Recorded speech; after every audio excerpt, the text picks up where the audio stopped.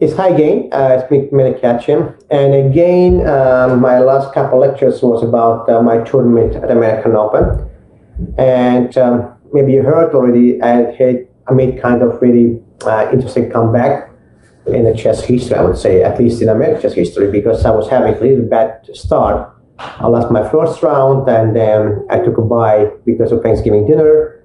So I had half point out of 2 being playing on, I don't know, what number, N, whatever. And then finally to make my comeback, and around 4 I played against the national master, Kostya Kavutskiy, who's actually very tough opponent also, since, well, all masters are tough. And I remember I played them several months before, and actually as a white again, and I couldn't beat him. So, and the other problem is, if I play e4, he played the one line in French, which I don't like it, and that's the reason why when I came for the game, I figured out I'm going to play kind of out of theory, out of books, and I went for Trampovsky. Well, the way how I thought, he's a French player, he might consider to play here e6, and then I have here like move a4, and this is going to be for me a bit different than French. So, but my opponent went different way. So he went here knight e4, and then d5, and we have this line. Now the main line here is e4, and that's the right way to play this line. But I thought, well, I'm going to prepare e4 without playing gambito, without giving up my pawn. But I think this is actually a better move order for black, because after e6, e4, they do have bishop b4.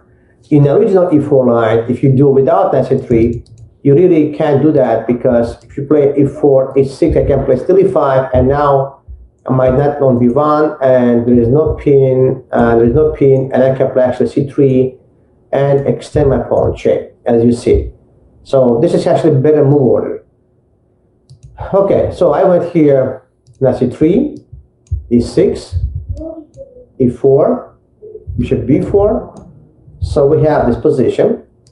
Now it's very interesting. So how to play this position? It's French and not French. Well, the type of position is French, but the moves are not exactly the French moves here. First, you must find the plan and try to understand what is the difference.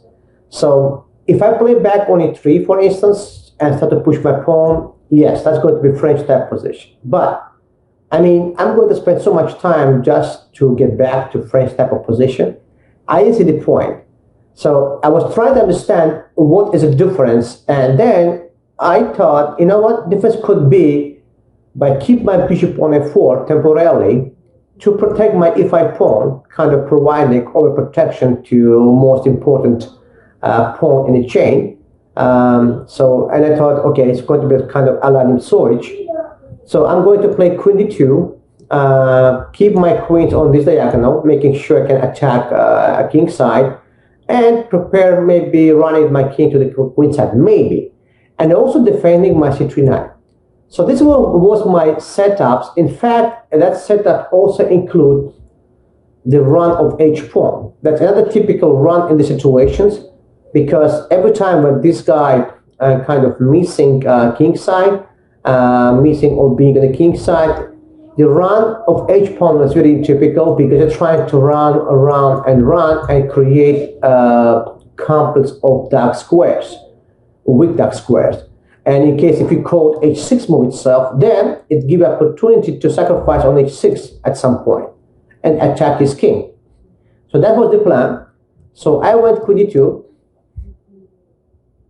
a6. Well, I think it's understandable. He's trying to defend b5 square and prepare c5 move.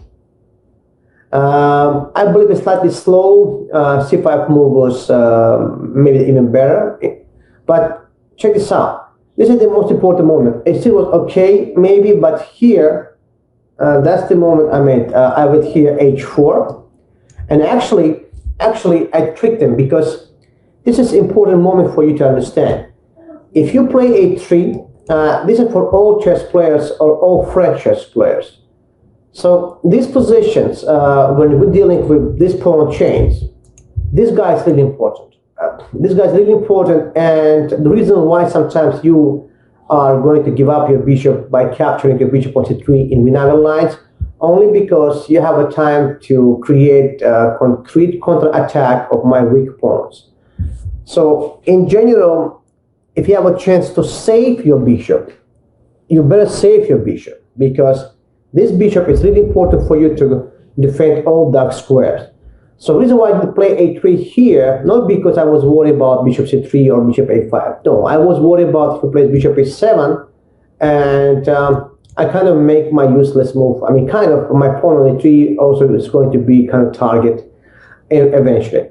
So I wanted actually to, I wanted him to play c5 and then to play a3. And that's why I didn't play a3 at all. I played here first h4. And right here, black made, I believe, typical mistake, which pretty much cost them a game.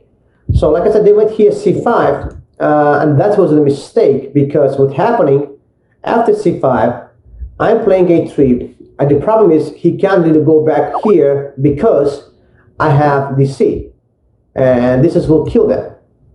So that's what the idea. That's why the right way for black to play was to play bishop e7 and simply save the bishop, right? And then get back to idea and start to attack my center. So bishop e7 was the really key move, which should be done on the game, because after the game c5, after move c5, I went immediately a3, and I believe my opponent missed this move, because he missed, maybe he expected kind of queen c3, and kind of gives black time to destroy my center. But I played bc. Again, for some players it could be a strange move, but let me explain something. It's about chain. It's about chain, and if you read my system of Nimzovich, it's very clear, shows there one of the important rules about having chain. Chain must be long. So I'll always teach my students this way. Chain is strong when chain is long. Chain is weak when chain is short. It's simple. So if you have a chance to extend your chain, do so. So bc for me was the only move. And now h5. Again, as you see, it's dangerous for black to play h6, because probably will be with king on e8. So queen a5, h6, g6. So here, as we did, we create all this bad pawn because the bishop was g8 kind of behind the bar. Plus when you call g6 move, there's no more worries about like f6 kind of attacking. So because it will be too weak. After queen a5, now it's a pawn bishop e3. Again, to protect my d4 pawn, making sure I'm not going to fall here. And proposing black to go to the endgame, which I knew would happen anyway. Bishop e3. And this is another key move here. It's rook h4. Rook h4 idea was again to overprotect your d4 pawn, thanks to Nimzovich. Second, my setup was here. It's actually to rent here, to play here, to play here, and maybe to consider rook f4 and attack f7 pawn. So that's how was one of my pitches to attack king side. But mostly for now, it's simply defending the 4th rank and my d4 pawn. So rook h4, not h3. And finally, black has decided to go to the endgame.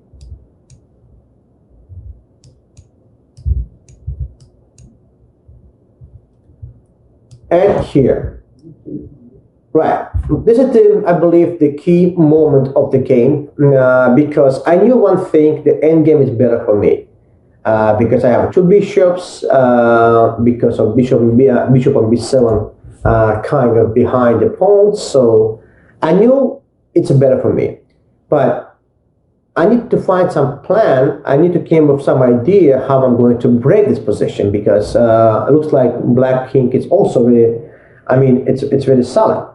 So, and the way how I saw the picture, it was this. I understand at some point my pawns must be pushed to the king side, right?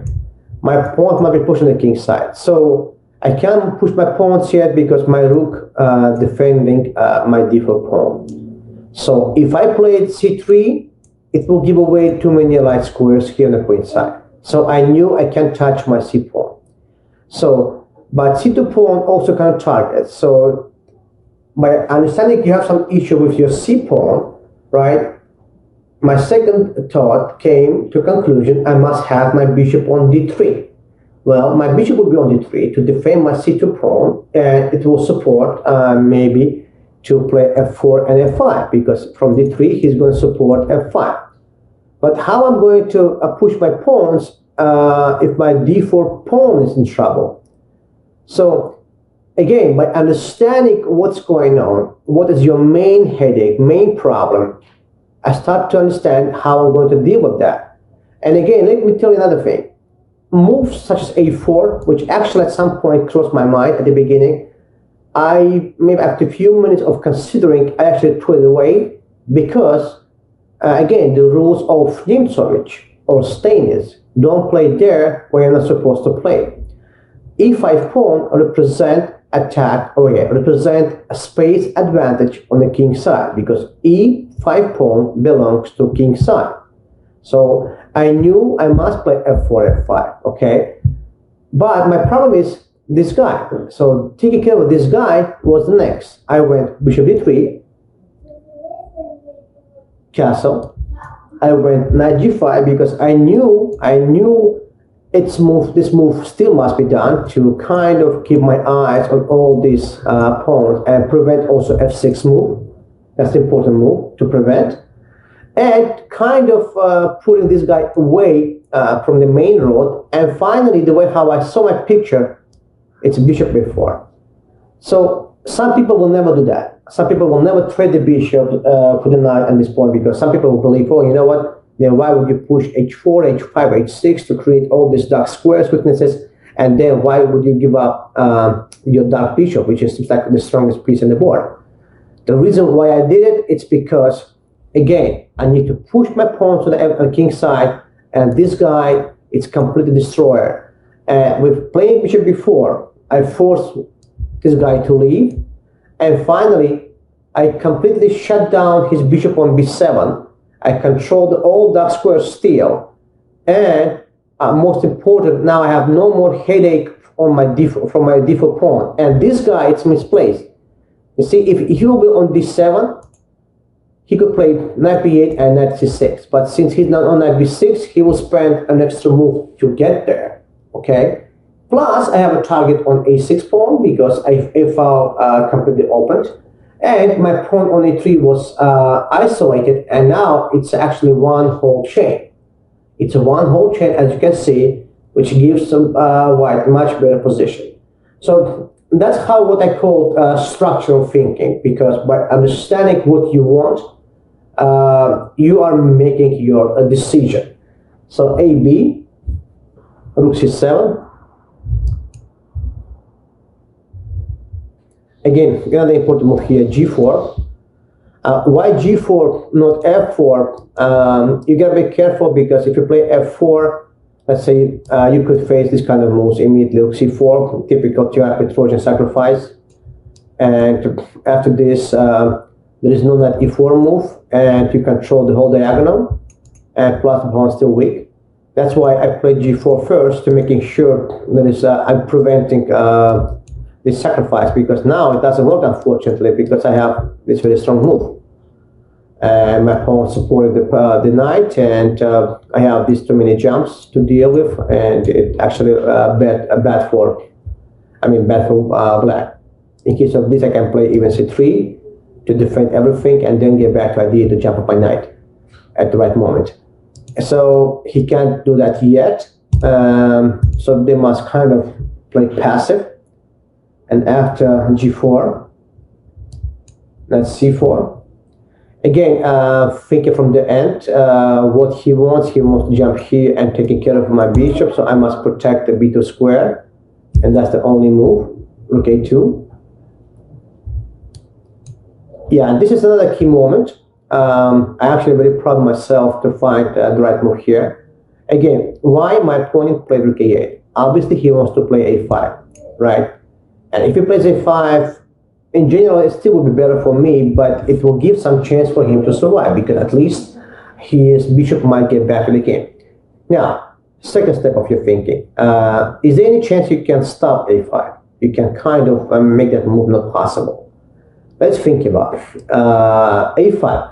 If I play, for instance, king e2, which is a natural move to give this kind of opposition against knight, then a5 looks like I can take and take and take. Oh, it looks like I'm going to win a piece. But unfortunately, he takes, and check. And he's going to pick up my bishop. So it doesn't work. Okay, well, you know what I can say? I can take on a5. And then let's say move my rook and still have better endgame. True, but you know what? He's going to get some space for his pieces. At least it looks like he might be able to hold the game. So, and still you return to ideas, well, by any chance, maybe you can still stop a5. If you see the idea about having this connection, you understand your problem is your king and your bishop moving the same line. So what we're going to do, we're going to switch move orders. We're going to play, after rook a8, rook h1. Well, move is useful anyway because you're trying to attack in case if a5 will be open.